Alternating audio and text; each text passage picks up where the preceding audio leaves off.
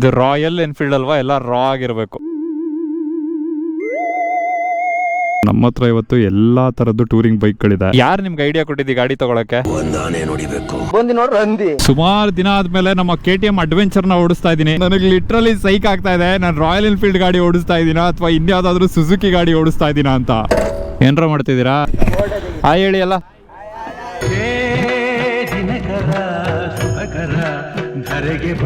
Royal Enfield ಅಲ್ಲಿ especially ಈ ವರ್ಷದಲ್ಲಿ ಬಂದಿರೋಂತ ಒನ್ ಆಫ್ ದ ಬೆಸ್ಟ್ ಗಾಡಿ ಇದು.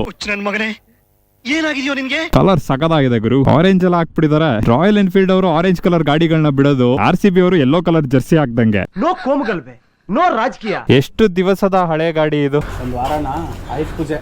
ಆಯ್ತು ಪೂಜಲ್ ಗಾಡಿ ತಗೊಂಡು ದೀಪಾವಳಿ ವಿಡಿಯೋ ಮಾಡ್ತಾ ಇರೋದು. ಮೆಣಸಿನಕಾಯಿ ಮಜ್ಜಿಗೆ ಮೆಣಸಿನಕಾಯಿ ಆಗ್ಬಿಟ್ಟೈತೆ. ಚೆನ್ನಾಗಿದೆಯಾ ಬೈ ಹಿಂದೆ ಕುತ್ಕೊಳಕ್ಕೆ?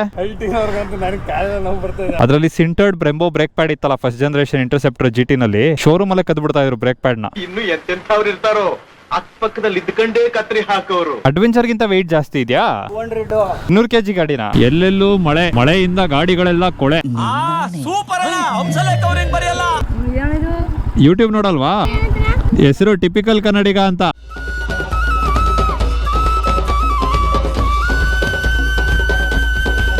ನಮ್ಮ ಹತ್ರ ಇವತ್ತಿರೋದು ರಾಯಲ್ ಎನ್ಫೀಲ್ಡ್ ಸ್ಕ್ರಾಮ್ 440. 2 ವರ್ಷದ ಮುಂಚೆ ಒಂದು ಸೆನ್ಸೇಷನಲ್ ವಿಡಿಯೋ ಮಾಡಿದ್ದೆ ಸ್ಕ್ರಾಮ್ 411 ಬಗ್ಗೆ. ಗಾಡಿ ಬರೀ 2600 ಕಿಲೋಮೀಟರ್ ಓಡಿದೆ ಗುರು.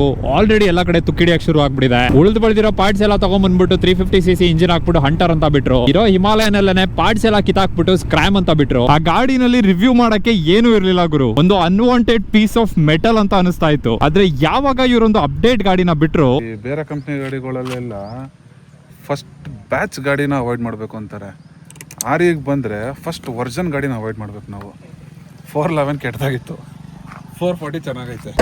LED ಹೆಡ್ಲೈಟ್ ಕೊಟ್ಟಿದ್ದಾರೆ, ಹ್ಯಾಲೋಜನ್ ಇಂಡಿಕೇಟರ್ ಕೊಟ್ಟಿದ್ದಾರೆ. ನೋಡಿ ಫಿನಿಶಿಂಗ್ ಇಲ್ಲ ಇದು. ಹಳೇದ್ರಲ್ಲಿ ಒಂದು ತುಕಾಲಿ ರೌಂಡ್ ಸ್ವಿಚ್ ಕೊಡ್ತಾ ಇದ್ರಲ್ಲ, ನಾರ್ಮಲ್ ಹಾಕ್ಬಿಟ್ಟವ್ರೆ. ಇಷ್ಟು ವರ್ಷಕ್ಕೆ ರಾಯಲ್ ಎನ್ಫೀಲ್ಡ್ ಅಲ್ಲಿ ಒಂದು ಪ್ರಾಕ್ಟಿಕಲ್ ಆಗಿರುವಂತ, ಒಂದು ಪ್ರಾಪರ್ ಆಗಿರುವಂತ ಕಸ್ಟಮರ್ ಫ್ರೆಂಡ್ಲಿ ಗಾಡಿ ಬಂದಿದೆ ಅಂದ್ರೆ ಪ್ರಾಬಬ್ಲಿ ಅದು ಸ್ಕ್ರಾಮ್ 440 ಇರಬೇಕು. ಇಂದೇಕೋ ನನ್ನ ಎಡಗಣ್ಣು ಹಾರುತ್ತಿರುವುದಲ್ಲ.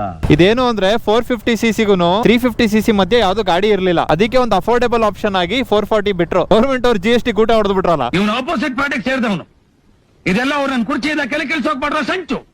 ನನ್ನ ಮಗನ ಆಯುಧ ಪೂಜೆನಲ್ಲಿ ಈ ಗಾಡಿನ ತಗೊಂಡಾಗ 2,85,000. ಇವಾಗ ತಗೋತೀನಿ ಅಂದ್ರೆ 3,03,000. ಅದು ಅಲಾಯ್ ವೀಲ್ ವೇರಿಯಂಟ್ ಗೆ. ಒಂದ್ ನಿಮಿಷ ಇರಿ ತೋರಿಸ್ತೀನಿ.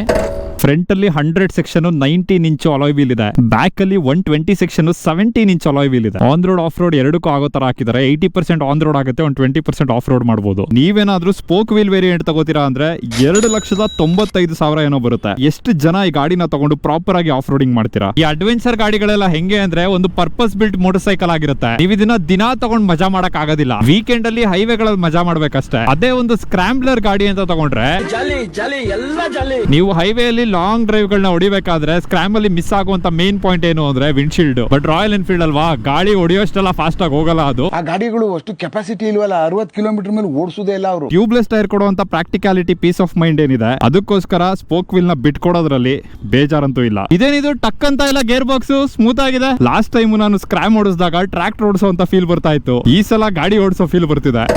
ಎಷ್ಟು ಲೈಟ್ ಆಗಿದೆ ಅಂದ್ರೆ ಕ್ಲಚ್ ಗೊತ್ತು ಆಗೋದಿಲ್ಲ ನಿಮಗೆ ಇದು ಮೂವ್ ಮಾಡ್ತಾ ಇದೀರಾ ಅಂತ. ಲಾಸ್ಟ್ ಸ್ಕ್ರಾಮ್ ಅಲ್ಲಿ 5 ಸ್ಪೀಡ್ ಗೇರ್ ಬಾಕ್ಸ್ ಇತ್ತು, ಇದರಲ್ಲಿ 6 ಸ್ಪೀಡ್ ಗೇರ್ ಬಾಕ್ಸ್ ಇದೆ. ಆ ಲಾಸ್ಟ್ ಏನು ಒಂದು ಕ್ರೂಸಿಂಗ್ ಗೇರ್ ಅಥವಾ ಓವರ್ ಡ್ರೈವ್ ಗೇರ್ ಅಂತ ಇವ್ರು ಕೊಟ್ಟಿದ್ದಾರೆ. ಇದರಿಂದ ಎಫಿಷಿಯನ್ಸಿ ಇನ್ಕ್ರೀಸ್ ಆಗುತ್ತೆ, ಜೊತೆಗೆ ಗಾಡಿ ಮೇಲೆ ಬೀಳುವಂತ ಸ್ಟ್ರೆಸ್ ಕಮ್ಮಿ ಆಗುತ್ತೆ. 30cc ಇನ್ಕ್ರಿಮೆಂಟ್ ಏನಾಗಿದೆ ಈ ಗಾಡಿನಲ್ಲಿ ಅದು ಫೀಲ್ ಆಗ್ತಾ ಇದೆ. 4th ಗೇರ್ ಅಲ್ಲಿ 40 ಕಿಲೋಮೀಟರ್ ಸ್ಪೀಡ್ ಅಲ್ಲಿ ನಿಧಾನ ಕ್ರೂಸ್ ಮಾಡ್ತಾ ಇದೀನಿ. ಎಲ್ಲೂ ನಾಕಿಂಗ್ ಇಶ್ಯೂ ಬರ್ತಾ ಇಲ್ಲ. ವೈಬ್ರೇಷನ್ ತುಂಬಾನೇ ಮಿನಿಮಲ್ ಆಗಿದೆ.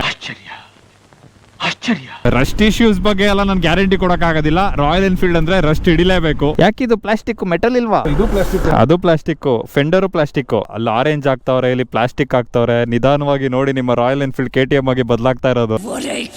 ಇದ್ರಲ್ಲಿರುವಂತ ಬ್ರೇಕಿಂಗು ಫ್ರಂಟ್ ಬ್ಯಾಕ್ 2 ಕಡೆನೂ ಡಿಸ್ಕ್ ಬ್ರೇಕ್ ಕೊಟ್ಟಿದ್ದಾರೆ. ಇದರಲ್ಲಿ ಬೈಬ್ರೆ ಬ್ರೇಕಿಂಗ್ ಇರೋದು. ಲಾಸ್ಟ್ ಜನರೇಷನ್ ಅಲ್ಲಿ ಇರುವಂತ ಸೇಮ್ ಬ್ರೇಕಿಂಗ್ ಸೆಟಪ್ ನ ಇವ್ರು ಹಾಕಿರೋದು. ಆದ್ರೆ ಒಳಗಡೆ ಇರುವಂತ ಪಿಸ್ಟನ್ಸ್ ಗಳನ್ನ ಇವರು ಚೇಂಜ್ ಮಾಡಿದ್ದಾರೆ, ಸ್ವಲ್ಪ ದಪ್ಪ ಮಾಡಿದ್ದಾರೆ. ಇದರಲ್ಲಿ ಅಡ್ಜಸ್ಟಬಲ್ ಲೆವರ್ ಗಳನ್ನ ಕೊಟ್ಟಿಲ್ಲ. ಇಲ್ಲಿ ABS ಸ್ವಿಚ್ ಕೊಟ್ಟಿದ್ದಾರೆ, ರೇರ್ ABS ನ ಆಫ್ ಮಾಡ್ಕೋಬಹುದು. ಸ್ಟಾರ್ಟಿಂಗ್ ಅಲ್ಲಿ ಈ ಗಾಡಿನ ಒಂದು 10 ಕಿಲೋಮೀಟರ್ ಓಡಿಸಿದಾಗ ನನಗೆ ಬೇಜಾರಾಗಿತ್ತು. ನಾನು ಬೈದು ಉಗ್ದು ಉಪ್ಪಿನಕಾಯಿ ಹಾಕೋಣ ಅಂತ ಇವತ್ತು ಪ್ರಿಪೇರ್ ಆಗಿ ಬಂದಿದೆ ಈ ಗಾಡಿಗೆ. ಇದೇನಿಷ್ಟು ಚೆನ್ನಾಗಿದೆಯಲ್ಲ ಅಂತ ನಾನು ಯಾವತ್ತೂ ಎಕ್ಸ್ಪೆಕ್ಟ್ ಮಾಡಿರ್ಲಿಲ್ಲ. ರಾಯಲ್ ಎನ್ಫೀಲ್ಡ್ ಇಂದ ನನ್ನ ಮುಖದ ಮೇಲೆ ಒಂದು ನಗು ಬರುತ್ತೆ ಅಂತ. ಬಟ್ ಆ ಖುಷಿ ಯಾವಾಗ ಫೇಡ್ ಆಗತ್ತೆ ಅಂದ್ರೆ ಒಂದು ಸಲ ಇದನ್ನ ನೀವು ಸರ್ವಿಸ್ ಗೆತ್ಕೊಂಡು ಹೋದಾಗ. ಅಭ್ಯುದಯ್ ಮೋಟಾರ್ಸ್ ಮೈಸೂರು, ಇಲ್ಲೂ ಹೆಸರು ನಂಬರ್ ಇದೆ, ಇಲ್ಲೂ ಹೆಸರು ನಂಬರ್ ಇದೆ. ಗಾಡಿ ಸರ್ವಿಸ್ ಸರಿಯಾಗಿಲ್ಲ ಆದ್ರೆ ಈ ನಂಬರ್ ಕಾಲ್ ಮಾಡಿ.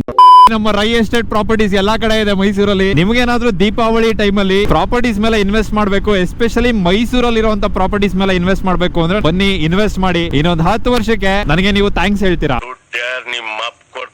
ಮುಂದ್ಗಡೆ ಟೆಲಿಸ್ಕೋಪಿಕ್ ಸಸ್ಪೆನ್ಷನ್ ಇದೆ, ಹಿಂದ್ಗಡೆ mono shock back link suspension ಇದೆ. ಈ ಗಾಡಿನಲ್ಲಿ ಅಟ್ ಮೋಸ್ಟ್ ಕಂಫರ್ಟ್ ಇದೆ. ನಾನು ಇಷ್ಟು ದಿನ ಓಡಿಸಿರೋದ್ರಲ್ಲೇನೆ ದಿ ಮೋಸ್ಟ್ ಕಂಫರ್ಟಬಲ್ ಗಾಡಿ ಅಂದ್ರೆ ಸ್ಕ್ರಾಮ್ 440. ಸೀಟ್ ಮಾತ್ರ ಹೆವಿ ಕಂಫರ್ಟಬಲ್ ಆಗಿದೆ. ಬರೀ ಕ್ರೇಟ್ ಆದವ್ರೆ ಗುರು, ಈ ಪಾಸ್ ಹೊಡಿಯೋದು ಆರನ್ ಹೊಡಿಯೋದು ಎಲ್ಲಾ ಕ್ರೇಟ್ ಆದವ್ರೇನೆ. ಮೈಸೂರು ತನಕ ಕೇಳುತ್ತೆ ಸುತ್ತೂರಿಂದ. ನಾವು ಇಲ್ಲಿ ಸ್ಕಿಡ್ ಇಂದ ಒಂದು GPS ಮೌಂಟ್ ನ ಹಾಕಿದೀವಿ. ಈ GPS ಮೌಂಟ್ ನ ನೀವು ಗೋಪ್ರೋ ಫಿಟ್ ಮಾಡ್ಕೊಳ್ಳೋದಕ್ಕೆ ಯೂಸ್ ಮಾಡಬಹುದು. ಇದ್ರಲ್ಲಿರುವಂತ ಲೈಟ್ ಎಷ್ಟು ಫ್ಲಿಮ್ಸಿ ಆಗಿದೆ ಅಂದ್ರೆ ಯಾವಾಗ ಎಗರೋಗುತ್ತೆ ಅಂತ ಗೊತ್ತಿಲ್ಲ. ರಾಯಲ್ ಎನ್ಫೀಲ್ಡ್ ಅವರು ಫಸ್ಟ್ ಹಿಮಾಲಯನ್ ಬಿಟ್ಟಾಗ ಇದು ಎಕ್ಸಾಸ್ಟ್ ಬಂದಿತ್ತಲ್ಲ, ಒಂದು ಬ್ಲಾಕ್ ಕಲರ್ ಬಿಟ್ಟಿದ್ರು ಗೊತ್ತಾ? ನನ್ ಗೊತ್ತು ಸರ್, ಬಟ್ ನನ್ಗೇನು ಗೊತ್ತಿಲ್ಲ ಸರ್. ನೀವು 18 ವರ್ಷದ ಟೀನೇಜರ್ ಆದ್ರೂ ಆಗಿರಿ, 25 ವರ್ಷದ ಯೂತ್ ಆದ್ರೂ ಆಗಿರಿ, 40 ವರ್ಷದ ಫ್ಯಾಮಿಲಿ ಮ್ಯಾನ್ ಆದ್ರೂ ಆಗಿರಿ, ಅಥವಾ 60 ವರ್ಷದ ಅಂಕಲ್ ಆದ್ರೂ ಆಗಿರಿ, ನಿಮಗೆ ಈ ಗಾಡಿ ಪರ್ಫೆಕ್ಟ್ ಆಗಿರುತ್ತೆ. ಇದರಲ್ಲಿ 9.5:1 ಕಂಪ್ರೆಷನ್ ರೇಷಿಯೋ ಇರೋದ್ರಿಂದ ಎಂಜಿನ್ ಅಲ್ಲಿ ಅಷ್ಟು ನಿಮಗೆ ಸ್ಟ್ರೆಸ್ ಫೀಲ್ ಆಗೋದಿಲ್ಲ. ಎಂಜಿನ್ ತುಂಬಾ ಕಾಮ್ ಆಗಿದೆ, ಹೈ ರೆವ್ಸ್ ಮಾಡೋದು ಬೇಕಾಗೇ ಇಲ್ಲ. ಇನಿಷಿಯಲ್ ಅಲ್ಲೇ ನಿಮಗೆ ಬೇಕಾಗಿರುವಂತ ಅಷ್ಟು ಟಾರ್ಕ್ ಸಿಗುತ್ತೆ. ಇದರಲ್ಲಿರೋದು 443cc SOHC single cylinder air cooled engine, 35 newton metre torque ಇದೆ, 25 bhp ಇದೆ. ನಮ್ದು ಗಾಡಿ ಅಪ್ಡೇಟ್ ಕೊಡೋದಾದ್ರೆ ಹಿಂದ್ಗಡೆ ಒಂದು ಟಾಪ್ ರ್ಯಾಕ್ ಬಂದಿದೆ, ಸೈಡ್ ಅಲ್ಲಿ ಬಾಬಿನ್ಸ್ ಇದೆ, ಸ್ಲೈಡರ್ಸ್ ಇದೆ. ಈ ಗಾಡಿನೂ ಆಕ್ಚುಲಿ ಚೆನ್ನಾಗಿದೆ ಅನ್ಕೊಳ್ಳಿ. ಇದಕ್ಕೂ ಮಾಡಬೇಕು, ಯಾವಾಗ ಮಾಡೋಣ? ಲುಕ್ಸ್ ಒಂದು ಔಟ್ಡೇಟೆಡ್ ಆಗಿದೆ, ಅದು one of the turn off ಅಂತಾನೆ ಹೇಳ್ಬೋದು. ಈ ಗಾಡಿ ತಗೊಳಕ್ ಹೋದಾಗ ಮೇಲ್ಗಡೆ ಸ್ಪೀಡ್ ತೋರಿಸುತ್ತೆ, ಇದ್ರಲ್ಲಿ ಟ್ಯಾಕೋಮೀಟರ್ ಇಲ್ಲ. ಇಲ್ಲಿ ಎಷ್ಟು ಫ್ಯೂಲ್ ಇದೆ ಅಂತ ತೋರಿಸುತ್ತೆ, ಟೈಮ್ ತೋರಿಸುತ್ತೆ, ಗೇರ್ ಪೊಸಿಷನ್ ಇಂಡಿಕೇಟರ್ ಇದೆ. ಇಲ್ಲೊಂದು ಟ್ರಿಪ್ಪರ್ ನ್ಯಾವಿಗೇಷನ್ ನ ಇವರು ಸ್ಟಾಕ್ ಅಲ್ಲಿ ಕೊಡಬಹುದಿತ್ತು, ಆದ್ರೆ ಅದನ್ನ ಆಕ್ಸೆಸರಿ ಅಂತ ಕೊಡ್ತಾ ಇದ್ದಾರೆ. ಅದನ್ನ ಬಿಟ್ರೆ ಆಬ್ವಿಯಸ್ಲಿ ರಾಯಲ್ ಎನ್ಫೀಲ್ಡ್ ಸರ್ವಿಸ್ ಕಚ್ಚಡವಾಗಿರುತ್ತೆ. ಮುಚ್ಚಾಲೆ ಬಾಯ್ಲಿ ಎಷ್ಟು ಮಾತಾಡ್ತಿದ್ಯಾ? ಈ 3 ಪಾಯಿಂಟ್ಸ್ ನ ಬಿಟ್ರೆ ನನಗೆ ಗಾಡಿನಲ್ಲಿ ಮೇಜರ್ ಆಗಿ ಹುಡುಕಿ ಹೇಳುವಂತ ನೆಗೆಟಿವ್ ಥಿಂಗ್ಸ್ ಗಳು ಯಾವ್ದು ಸಿಗ್ತಾನೆ ಇಲ್ಲ. ಇದರಲ್ಲಿ ಇರುವಂತ ಚಾಸಿ ಕಂಪ್ಲೀಟ್ ಆಗಿ ಡಬಲ್ ಕ್ರೇಡಲ್ ಇಲ್ಲ. ಮೇಲ್ಗಡೆ ಪೋರ್ಷನ್ ಸಿಂಗಲ್ ಕ್ರೇಡಲ್ ಇದೆ, ಕೆಳಗಡೆ ಡಬಲ್ ಕ್ರೇಡಲ್ ಇದೆ. ಇದನ್ನ ಸ್ಪ್ಲಿಟ್ ಕ್ರೇಡಲ್ ಚಾಸಿ ಅಂತ ಕರೀತಾರೆ. ಕ್ರೇಡಲ್ ಅಂದ್ರೆ ತೊಟ್ಲೊಳಗಡೆ ಮಗು ಹಾಕ್ದಂಗೆ, ಫ್ರೇಮ್ ಒಳಗಡೆ ಇಂಜಿನ್ ಹಾಕ್ದಂಗೆ. ಕರಿಸ್ಮಾ ಏನ್ ಗಾಡಿ ಬ್ರೋ ಇದು? ನೀವು ಗಾಡಿ ತಗೊಂಡಿದ್ಕಿಂತ ಜಾಸ್ತಿ ಖರ್ಚು ಮಾಡಿದೀರಾ ಅನ್ಸುತ್ತೆ. ಮಾರ್ಬಿಡ್ತೀರಂತೆ. ಹಳೆ ಗಾಡಿಗಳೆಲ್ಲ ಎಷ್ಟು ಕ್ರೇಜಿ ಆಗಿತ್ತು ಗುರು, ಹೊಸ ಗಾಡಿಗಳಲ್ಲಿ ಆ ಫೀಲಿಂಗ್ ಬರ್ತಾ ಇಲ್ಲ. ನಮ್ಮ ಹತ್ರ ಒಂದು ಡ್ಯೂಕ್ 200 ಇದೆ, 2018 ಮಾಡಲ್. ಅದನ್ನ ಸೇಲ್ ಮಾಡಿ ಬೇರೆ ಗಾಡಿ ತಗೊಳ್ಳೋಣ ಅಂತ ಪ್ಲಾನ್ ಮಾಡ್ತಾ ಇದ್ವಿ. ಆದ್ರೆ ನನ್ಗೆ ಅರ್ಥ ಆಗಿದೆ ಏನು ಅಂದ್ರೆ, ಒಂದು ಸಲ ಡ್ಯೂಕ್ 200 ಹಳೇದ್ ಮಾರಿದ್ರೆ ಮತ್ತೆ ಸಿಗಲ್ಲ ಅಂತ. ಆದ್ರೆ ಪವರ್ ಅಪ್ಗ್ರೇಡ್ ಮಾಡೋದಕ್ಕೋಸ್ಕರ ನಾವು ರೇಸ್ ಡೈನಾಮಿಕ್ಸ್ ಗೆ ಹೋಗಿ Powertronic, fuel X, quick shifter ಎಲ್ಲ ಆಡ್ ಮಾಡಿದೀವಿ. ಸೊ ಇದು ನಿಮ್ಮ limiter, so I can keep it to ನನಗೆ ಎಷ್ಟು ಬೇಕೋ ಅಷ್ಟು ಇಕ್ಕೊಬೋದು. ಅಗೇನ್ ಇಲ್ಲಿ ನಿಮಗೆ ಸ್ಪಾರ್ಕ್ ಕಟ್ಟಬೇಕಾ ಇಲ್ಲ ಫ್ಯೂಯಲ್ ಕಟ್ಟಬೇಕಾ? ಬಿಗ್ ಬೈಸಲ್ಲೆಲ್ಲ ಫ್ಯೂಯಲ್ ಕಟ್ ಇರುತ್ತೆ, ಸೊ ಇಲ್ಲ ಅಂದರೆ ಸ್ಪಾರ್ಕ್ ಕಟ್ ಇರುತ್ತೆ. ಆರ್ ಮಿಕ್ಸ್ ಆಫ್ ಬೋತ್, ಎರಡೂ ಬೇಕಾ ಮಾಡ್ಬೋದು ನಾನು.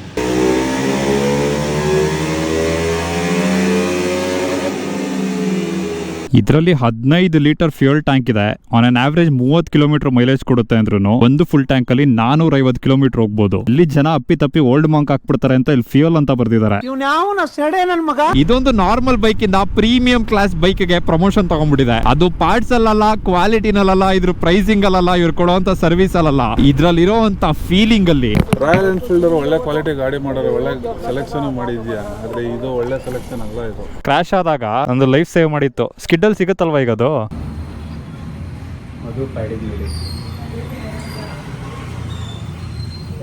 ನೀವೇನಾದ್ರೂ ಒಂದು ಹಂಟರ್ ಗಾಡಿನ ತಗೋಬೇಕು ಅಂತ ಇದ್ರೆ ಮರೆತು ಬಿಡಿ. ಇನ್ನೊಂದು 6 ತಿಂಗಳು EMI ಎಕ್ಸ್ಟ್ರಾ ಆದ್ರೂ ಪರವಾಗಿಲ್ಲ, ಒಂದು 3 ತಿಂಗಳು ಸಂಬಳ ಎಕ್ಸ್ಟ್ರಾ ಸೇವ್ ಮಾಡಿದ್ರು ಪರವಾಗಿಲ್ಲ. ಸ್ಕ್ರಾಮ್ 440 ನ ತಗೊಳ್ಳಿ. ಸುಮಾರು ಬೈಕ್ಗಳು ನೋಡಿದೆ, SD ಅಡ್ವೆಂಚರು ಮತ್ತೆ KTM ಎಲ್ಲ ನೋಡಿದ್ದೆ. ಆಮೇಲೆ ಎಕ್ಸ್ಪಲ್ಸು 210 ಮತ್ತೆ ಸ್ಕ್ರಾಮು ಇವೆರಡರಲ್ಲಿ ಥಿಂಕ್ ಮಾಡ್ತಾ ಇದ್ದೆ. ಬಟ್ ಎಕ್ಸ್ಪಲ್ಸು ಓಡಿಸ್ ನೋಡಿದಾಗ 210cc ಪವರ್ ಏನೋ ಇರಲಿಲ್ಲ. ಹೊಸ ಗಾಡಿ ಕಣೋ, ಚೆಚ್ಚಕ್ಕಾಗಲ್ಲ.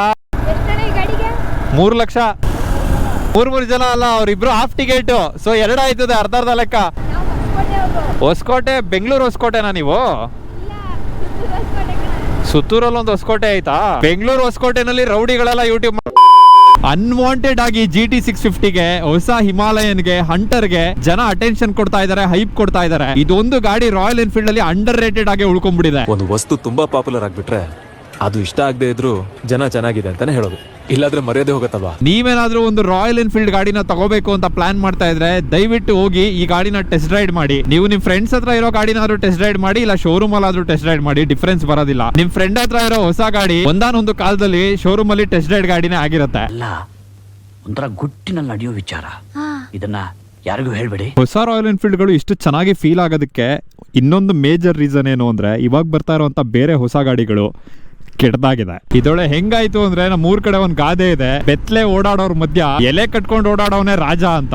ಹೇಳುವುದು ನನ್ನ ಅಧಿಕಾರ, ಅದ ಕೇಳುವುದು ನಿಮ್ಮ ಗ್ರಹಚಾರ. ನಾನಿವಾಗ ಒಂದು ಹೊಸ ಮೌಂಟ್ ಹಾಕಿದ್ದೀನಿ. ನಾರ್ಮಲ್ ನಾನೀಗ ಯೂಟ್ಯೂಬ್ ಶೂಟ್ ಮಾಡ್ತಾ ಇದ್ದೀನಿ. ಇವಾಗ ನೋಡಿ ರೀಲ್ಸ್ ಶೂಟ್ ಮಾಡ್ಬೋದು. ನೋಡು ಯೂಟ್ಯೂಬ್ ಟಿಪಿಕಲ್ ಕನ್ನಡಿಗ ಅಂತ. ಬಾಯ್ ಬಾಯ್. ಇವತ್ತು ಆ್ಯಕ್ಚುಲಿ ಮೈಸೂರಲ್ಲಿ ಒಂದು ಏಲಿಯನ್ ಬಂದಿದೆ. ಮಠ ಮಧ್ಯಾಹ್ನನೇ. ಇಷ್ಟು ದಿನ ಬರೀ ನೀವು ಹಾಲಿವುಡ್ಡಲ್ಲಿ ಏಲಿಯನ್ಗಳನ್ನ ನೋಡಿರ್ತೀರ. ಇವತ್ತು ನಮ್ಮ ಸ್ಯಾಂಡಲ್ವುಡ್ಡಲ್ಲಿ ತೋರಿಸ್ತೀನಿ.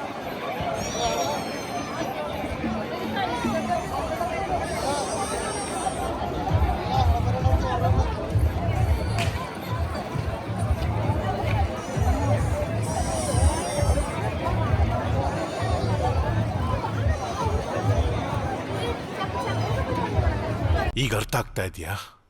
ಇಲ್ಲೇನಾಗ್ತಿದೆ ಅಂತ ಗೊತ್ತಾಗ್ತಿದ್ಯಾ?